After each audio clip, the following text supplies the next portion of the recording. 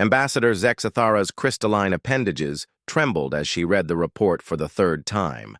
The holographic display cast an eerie blue glow across her scaled features, each word seeming to burn itself into her consciousness. 27. Hegemony worlds. Gone. Not conquered, not subjugated. Completely eliminated from existence. The humans had done this.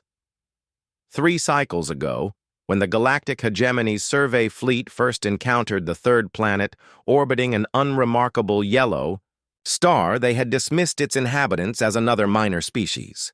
The bipedal creatures called themselves humans, and their primitive technology barely qualified them for Class 7 civilization status. Their world was catalogued, their resources noted, and their eventual assimilation into the hegemony scheduled for the distant future. After all, they had only just achieved faster-than-light travel. What possible threat could they pose? Zexathara's predecessor, Ambassador Veldron, had filed the initial contact report with typical hegemony arrogance. The humans possessed no energy shields, no plasma weaponry, no quantum manipulation technology. Their ships were crude metal constructs, propelled by chemical rockets and primitive fusion drives. Most amusing of all, they still engaged in something called warfare amongst themselves, a barbaric practice the civilized galaxy had abandoned millennia ago. The hegemony had offered them the standard terms: surrender their sovereignty, provide tribute in resources and labor, and accept their place as a vassal species. In return, they would receive protection, technology, and the privilege of serving the greater galactic order. The humans had refused. Not just refused, they had laughed. The human representative, a female named Admiral Sarah Chen, had actually laughed in the face of beings who controlled half the galaxy.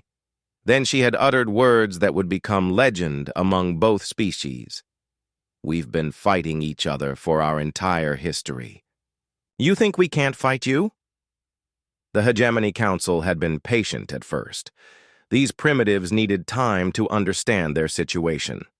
A demonstration fleet was dispatched to Earth's system. 50 warships, enough to glass a planet twice over. They would make examples of a few human settlements, break their spirit, and bring them to heel. The demonstration fleet never returned. Initial reports suggested equipment failure or perhaps a stellar phenomenon. 50 ships simply vanishing was unprecedented, but the galaxy was vast and dangerous. The hegemony dispatched investigation teams, then larger fleets, then entire battle groups. None returned.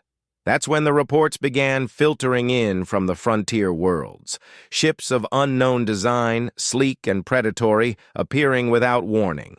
They struck with weapons that seemed to bend the laws of physics, projectiles that moved at relativistic speeds, energy beams that carved through shields like they were paper, and most terrifying of all, explosives that could crack a planet's crust. The humans, it seemed, had taken their warfare skills and applied them to galactic conquest. Zexathara reviewed the tactical analyses with growing horror. Human ships moved in ways that defied conventional space combat doctrine. They used gravity, wells as weapons, turned asteroids into kinetic bombardment platforms, and employed something called nuclear devices with a casual brutality that shocked even hardened hegemony commanders. But it wasn't just their technology that made them formidable. It was their mindset. Every species in the hegemony had evolved past the need for conflict. They fought for resources, territory, or strategic advantage, but always with calculation and restraint. The humans fought for something else entirely: principles, ideals, and most incomprehensibly of all, for the right to remain free. They didn't just defeat hegemony forces. They obliterated them. They didn't occupy conquered worlds. They turned them into object lessons. Warning beacons now orbited the shattered remains of Velkareth Prime, broadcasting a simple message in every known language. This world fell because it served tyranny. Choose wisely. The psychological warfare was perhaps more devastating than the physical destruction. Across the galaxy, member species began questioning their place in the hegemony. If these primitive humans could defy the galactic order, why couldn't they? Zexathara's reports to the Council grew increasingly desperate. The humans had reverse-engineered captured hegemony technology in mere months, processes that should have taken decades. They combined it with their own innovations in ways that violated every principle of proper engineering. Their ships were powered by controlled stellar collapse, their weapons drew energy from pocket dimensions, and their soldiers wore armor that made them functionally immortal on the battlefield. The worst part was their adaptability. Every tactic the hegemony employed, the humans countered within weeks. Energy shields. They developed weapons that phased through them. Quantum encryption. They cracked it with something called intuitive mathematics. Psionic attacks? They trained their minds to resist mental intrusion through sheer bloody-minded stubbornness.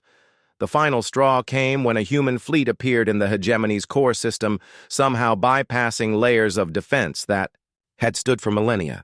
Admiral Chen herself led the assault, her flagship bristling with weapons that shouldn't have been possible to build. But she hadn't come to destroy the capital world. She had come to deliver a message. "Withdraw from human space," her transmission had declared. "Release all vassal species. Dissolve the hegemony. You have 7 of your standard days to comply." The Council had responded with outrage, mobilizing their remaining fleets for a final, decisive battle. The humans had waited exactly 7 days, then systematically dismantled every hegemony military installation in the system. They left the government buildings intact, along with the cowering officials inside them. Now Zexathara stared at the formal surrender documents, wondering how it had all gone so wrong. In 3 short cycles, the mightiest galactic empire in recorded history had been brought to its knees by a species they had dismissed as minor. The humans hadn't conquered the galaxy.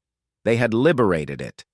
Former vassal species now governed. Themselves, protected by human fleets that asked for nothing in return, except the promise that freedom would be respected. As she prepared to sign the documents that would formally dissolve the hegemony, Zexathara allowed herself one bitter moment of understanding. They had called Earth a minor species because they measured civilization by compliance, by order, by the willingness to submit to authority. They had never considered that the most dangerous species in the galaxy might be the one that refused to kneel. The humans had taught them that there was something more powerful than superior technology or vast armies. The unbreakable will of those who fought not for conquest, but for the right to remain free. In the end, that made all the difference.